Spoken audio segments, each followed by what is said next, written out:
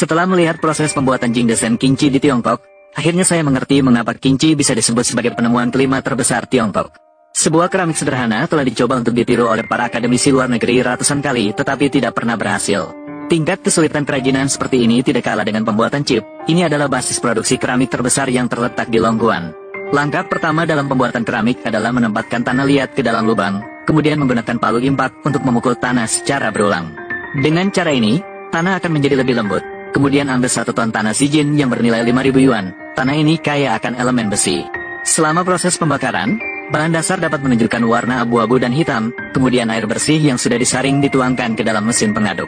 Pada saat ini, 2 pekerja mendorong 1 gerobak tanah liat, membuka corong jungkit, dan menuangkan semua tanah liat ke dalamnya setelah dicuci. Tanah liat di dalam mesin pengaduk akan sepenuhnya bercampur dengan air. Kemudian pekerja membuka saluran pembuangan, air akan mengalir lapis demi lapis ke dalam ruang pemurnian. Dalam kolam, harus melalui proses pengendapan untuk memisahkan partikel besar yang tidak terakumulasi. Sementara air limbah akan diolah melalui sistem pemisahan pompa yang ada di depan ini untuk menghasilkan air bersih. Impuritas yang telah mengalami pemisahan dan dehidrasi frekuensi tinggi akan menjadi kue dehidrasi. Ini adalah seluruh bahan baku yang digunakan untuk porselen hijau.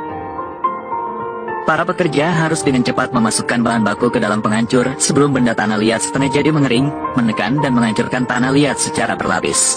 Dari situ, akan diperoleh bahan baku porselen hijau yang utuh. Setelah dipotong, benda tanah liat setengah jadi ini masih perlu disimpan dalam waktu yang lama. Pekerja di samping juga tidak ada yang menganggur.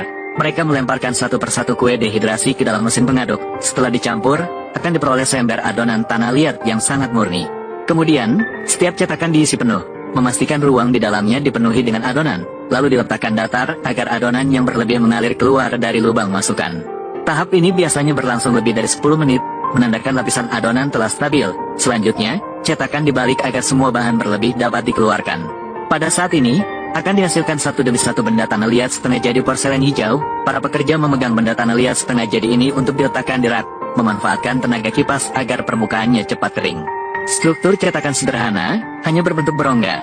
Namun, porselen yang dihasilkan dari cetakan yang berbeda juga akan berbeda, tetapi secara keseluruhan prosesnya